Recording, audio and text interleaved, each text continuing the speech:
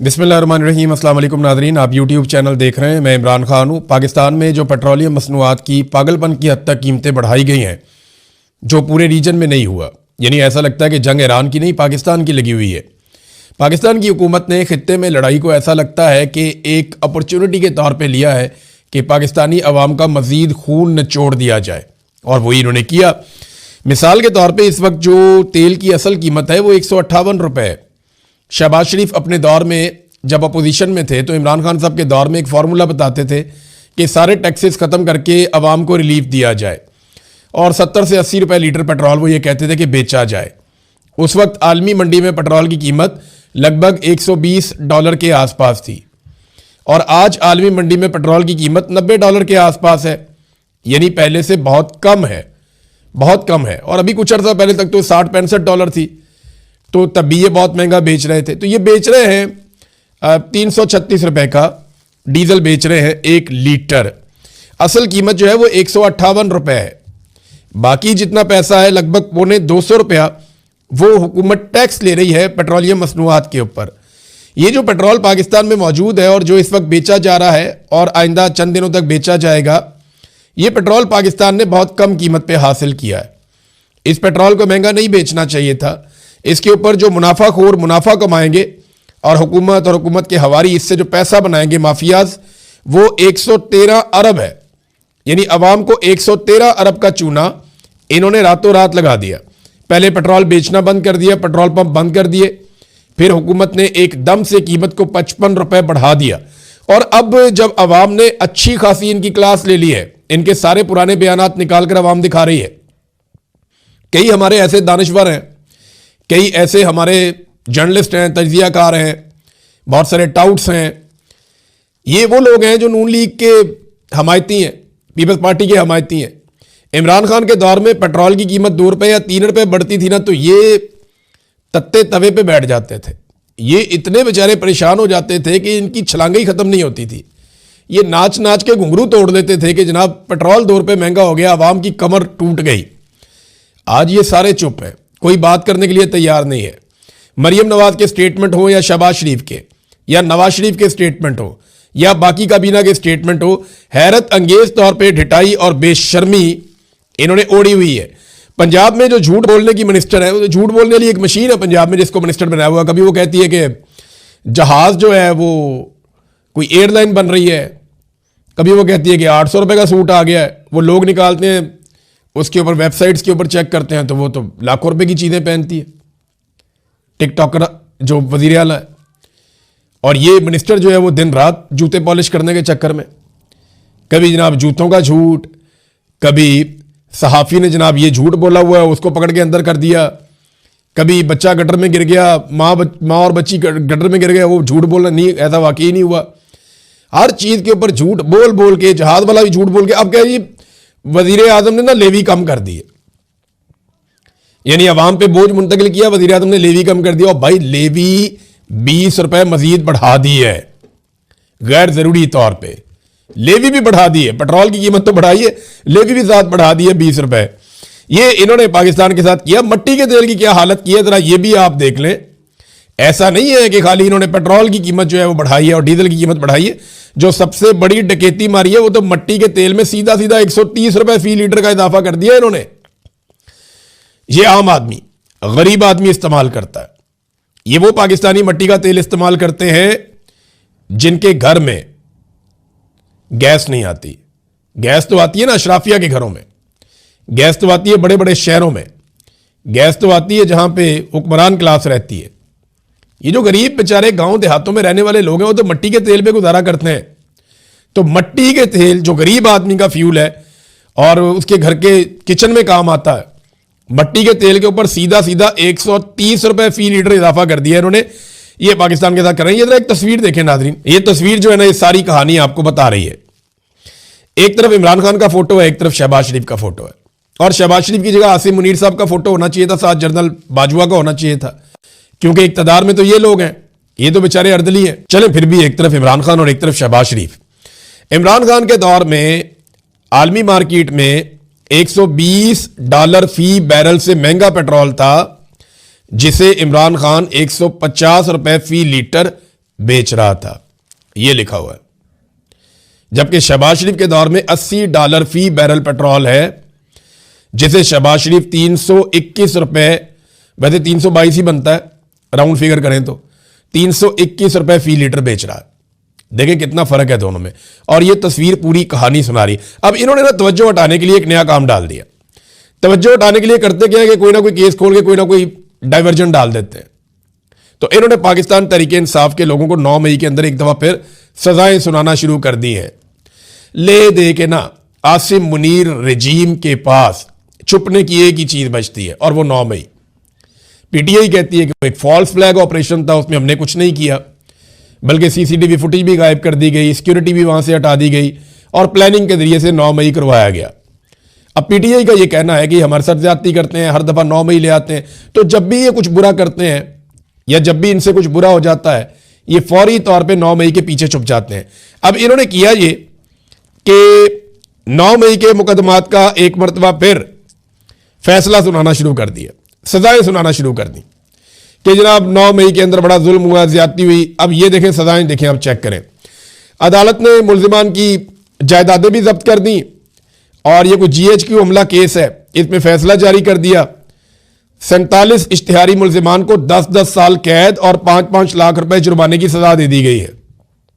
जो आम लोग हैं उनमें उमर अयूब साहब हैं, जरताज गुल हैं, मुराद सईद हैं, शिबली फराज हैं, हमाद अजहर, कंवल शौजब, शेख राशिद शफीक, फिर उसके बाद शहबाज गिल, वो पाकिस्तान में नहीं था, जुल्फी बुखारी, मोहम्मद अहमद चट्टा, राय हसन नवाज, राय मोहम्मद मुर्तदा और बहुत सारे, शौकत अली भट्टी, उस्मान सईद बसरा, फिर एजाज खान जाजी।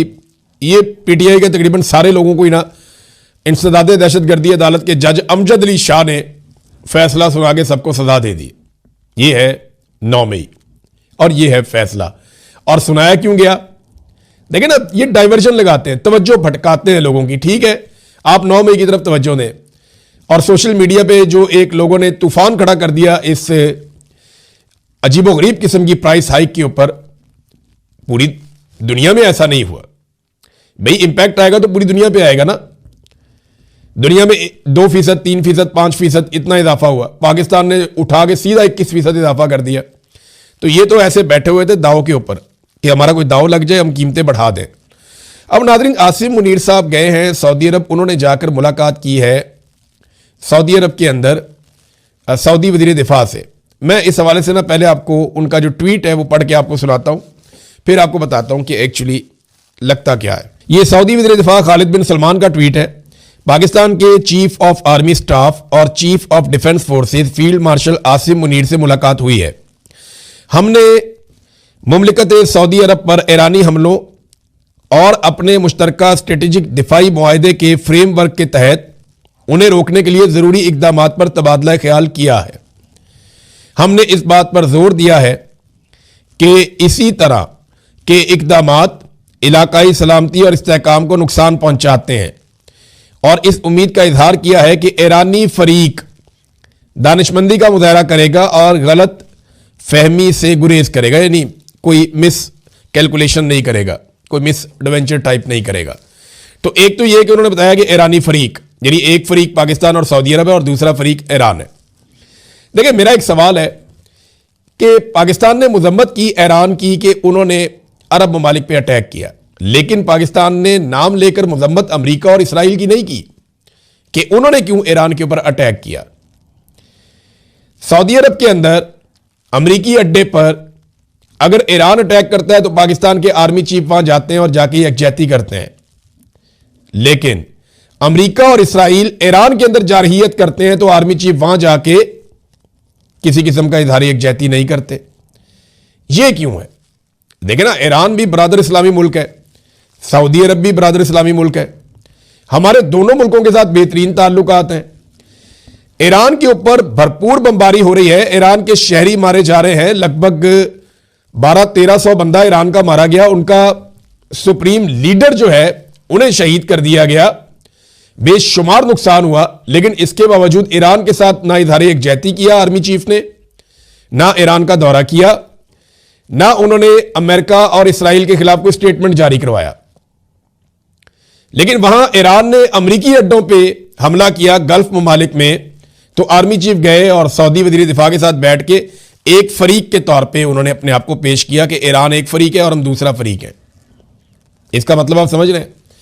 अब ईरान ने इस मौके पर एक हिकमत अमली की है, वो मैं पहले आपके सामने रख देता हूं ताकि आपको आइडिया हो कि मामला जा कहां पे रहा है। क्योंकि डोनाल्ड ट्रंप का एक दावा सामने आया, पहले डोनाल्ड ट्रंप का दावा आपको बताते हैं।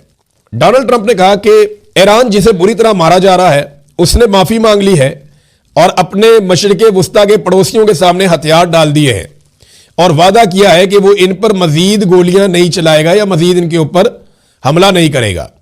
यह वादा सिर्फ अमरीकी और इसराइली हमलों की वजह से किया गया है। वो मशरिक़े वुस्ता पर कब्जा करने और हुकूमत करने के दर पे था। यह पहला मौका है कि ईरान हजारों साल में मशरिक़े वुस्ता के आसपास के ममालिक से हारा है। उन्होंने कहा, यानी उन ममालिक ने हमें कहा कि शुक्रिया सदर ट्रंप। तो मैंने कहा यू आर वेलकम। ईरान अब मशरिक़े वुस्ता का बदमाश नहीं रहा, बल्कि वो मशरिक़े वुस्ता में हार चुका है। ही इज अ लूजर और कई दहाइयों तक वो रहेगा, लूजर ही रहेगा जब तक कि वो हथियार डाल नहीं देते या ज्यादा इम्कान है कि मुकम्मल तौर पर तबाह नहीं हो जाते। आज ईरान को बहुत ज्यादा नुकसान पहुंचेगा। ईरान के बुरे रवैये की वजह से मुकम्मल तबाही और यकीनी मौत के बारे में संजीदगी से गौर किया जा रहा है। ऐसे इलाके और लोगों के गिरोह ऐसे हैं जिन्हें इस वक्त तक निशाना बनाने पर गौर नहीं किया गया था, जिन्हें अब निशाना बनाया जाएगा। डोनाल्ड ट्रंप ने धमकी भी लगाई और यह भी कहा कि ईरान ने माफी मांग ली है और वो इसलिए मांगी कि बहुत ज्यादा अमेरिका और इसराइल ईरान को मार रहे हैं और अरबों ने हमारा शुक्रिया अदा किया है। यह डोनाल्ड ट्रंप का स्टेटमेंट है। अब जरा देखते हैं कि डोनाल्ड ट्रंप का यह स्टेटमेंट जिस बुनियाद पे है वो बुनियाद क्या है। बुनियाद यह है कि ईरानी सदर ने अपने अरब ममालिक को मुखातिब किया है और उनसे बात की है मीडिया के जरिए से। ईरानी सदर ने कहा कि मशरिक़े वुस्ता में जिन ममालिक में अमरीकी अड्डे हैं वो इस बात पर कायम है कि उन्होंने इन अड्डों को ईरान के खिलाफ हमलों के लिए इस्तेमाल करने की इजाजत नहीं दी। फिर उन्होंने कहा कि जनाब जो खलीजी ममालिक जहां पे अमरीकी अड्डे हैं वो इस बात को यकीनी बनाएं कि उनकी सरजमीन से ईरान के ऊपर हमला ना किया जाए और ईरान भी जवाबी तौर पे उन अड्डों पे हमला नहीं करेगा। वो ये कहते हैं कि ईरान ने हमेशा कोशिश की है अमन के लिए, मुज़ाकरात के लिए, बड़ी लंबी चौड़ी उन्होंने बातचीत की, लेकिन उन्होंने कहा कि पड़ोसी ममालिक पर हमला हम नहीं करेंगे जब तक कि वहां से हमारे ऊपर हमला नहीं किया जाता। उन्होंने ईरान के पड़ोसी ममालिक, खासतौर पर जो अरब ममालिक हैं, उनसे माफी भी मांगी और इस अज़म का इजहार किया कि ईरान मुज़ाहमत जारी रखेगा। देखिए समझने की बात है, वो कह रहे हैं हम आपसे माफी चाहते हैं, आपसे माजरत चाहते हैं कि आपके मुल्क पे हमें बम मारना पड़ता है, लेकिन हम अमरीकी अड्डों पे मारते हैं। आप अमेरिकन को रोकेंगे वो आपके मुल्क में बैठ के हमें ना मारे, तो हम भी वापस नहीं मारना चाहते, लेकिन जब हमें मजबूरन मारना पड़ता है तो हम आपसे माफी चाहते हैं। तो ईरान का यह तरीकाकार आप गौर कर लीजिए कि वो अरब ममालिक से ताल्लुकात बिगाड़ना भी नहीं चाहता और अपना रिटेलिएशन भी करना चाहता है, जवाबी कार्रवाई भी करना चाहता है। तो इसको डोनाल्ड ट्रंप ने माफी कह दिया और यकीन दहानी कह दिया कि ईरान दोबारा हमला नहीं करेगा। मुझे नहीं लगता कि ईरान को अब ज्यादा हमला करने की जरूरत रहेगी। उसकी वजह मैं आपको बताता हूं, बड़ी इंटरेस्टिंग खबर है मेरे पास, ये देखें। और ये खबर अमेरिका से आ रही है। साबिक CIA तज्जियाकार लैरी जॉनसन, इन्होंने बहुत बड़ा इंकशाफ किया है और ये एक नहीं, 10 किस्म के लोग इंकशाफ कर रहे हैं। पहले तो हम आपको दे रहे थे इंटरनेशनल खबरों से, लोकल सोर्सेज के जरिए से। अब अमेरिका का मीडिया, अमेरिका के सियासतदान और उनके दिफाई तज्जियाकार और साबिक अहलकार वो खुद बताना शुरू हो गए हैं कि हमारे साथ हुआ क्या मशरिक़े वुस्ता में। उन्होंने बताया कि अमरीकी अवाम को जंग की असल सूरत हाल के बारे में गुमराह किया जा रहा है। उनके मुताबिक ईरान ने 5 जदीद अमरीकी रडार तबाह कर दिए हैं। इनमें से 2 की मालियत $1 अरब फी थी, यानी $1 अरब का था वो, और 3 थार्ड मिसाइल की दिफाई बैटरियां तबाह हो चुकी हैं जो अमेरिका के आलमी जखीरे का तकरीबन 30% है। यानी अमेरिका का 30% जो है वो दिफाई बैटरियां वो भी तबाह हो गई हैं। एक हफ्ते में तकरीबन $4 अरब के रडार सिस्टम हमारे ज़ाया हो चुके हैं। बहरीन में अमरीकी बहरी तनसीबात तकरीबन मुकम्मल तौर पर तबाह हो चुकी हैं। अमरीकी फिजाई दिफा तकरीबन अंधा हो गया है उस रीजन में, यानी मिडिल ईस्ट में। आने वाले हमलों की वार्निंग 30 मिनट से कम होकर तकरीबन 1 मिनट रह गई है।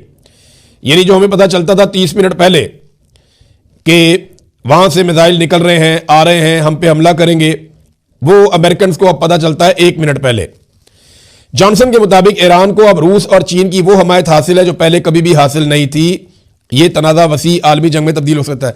अच्छा, ये नुकसानात हुए हैं। कुछ और तस्वीर और वीडियोस भी आई हैं। सैटेलाइट तस्वीर के मुताबिक उर्दन में एक अमरीकी थार्ड मिसाइल बैटरी का जो पूरा रडार सिस्टम है उसको अमरीका और इसराइल के ईरान पर हमलों के इब्तदाई दिनों में निशाना बनाया गया था और यह मुकम्मल तौर पर तबाह हो गया है।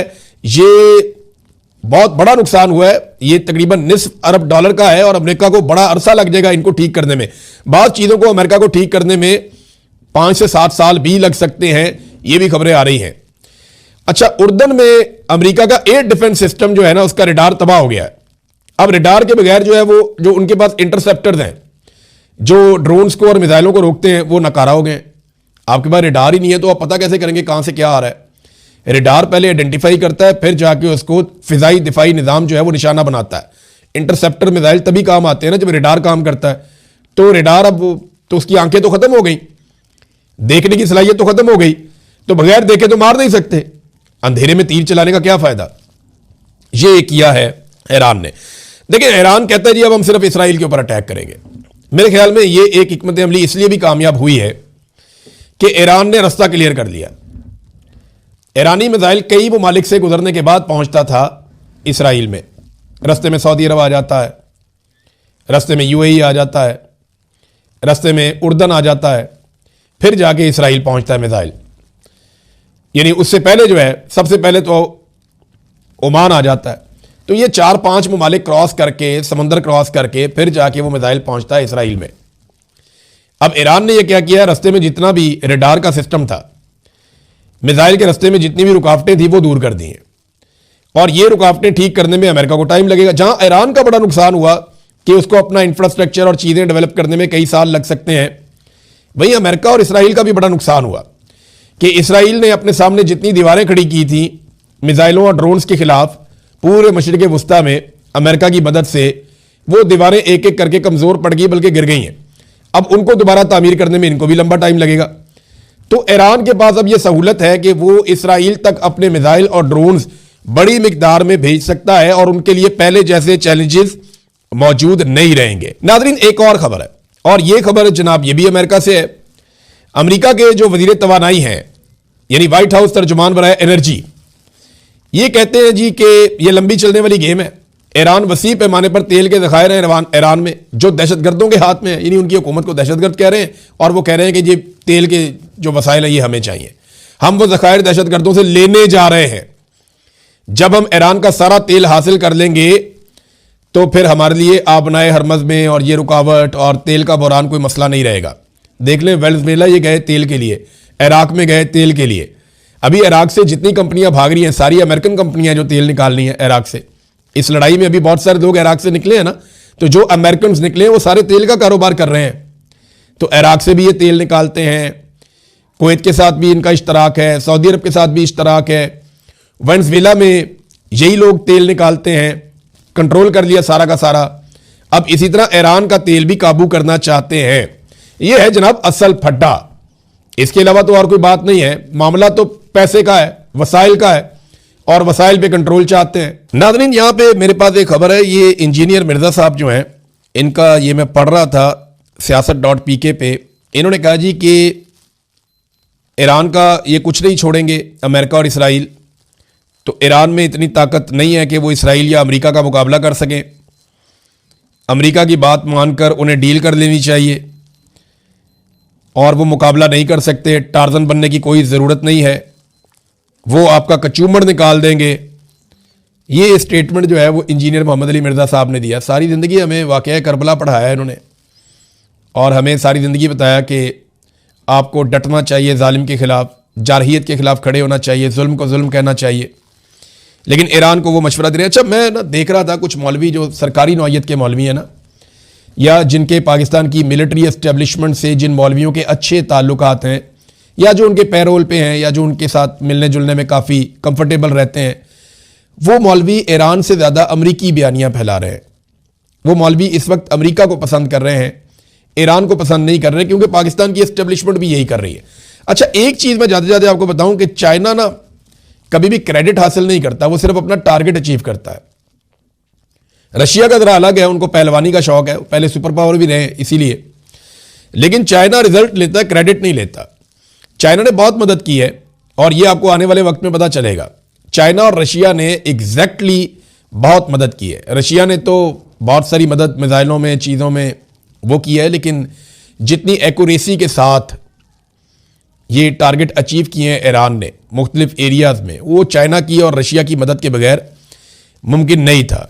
अमेरिका रूस का नाम तो लेता है बार बार, चीन का नाम भी नहीं लेता, क्योंकि अब चीन कोई और चीज़ बन गया है और अमेरिका को यह पता है कि अगर वो चीन के साथ बराह रास्त किसी लड़ाई में आ गया तो याद रखिएगा 1 हफ्ते से 1 महीने के अंदर दुनिया के ज़्यादा ममालिक चीन के साथ खड़े हो जाएंगे, क्योंकि जब वो कैलकुलेट करेंगे तो पता चलेगा उनके ज़्यादा मफादात चीन के साथ जाकर मिलते हैं।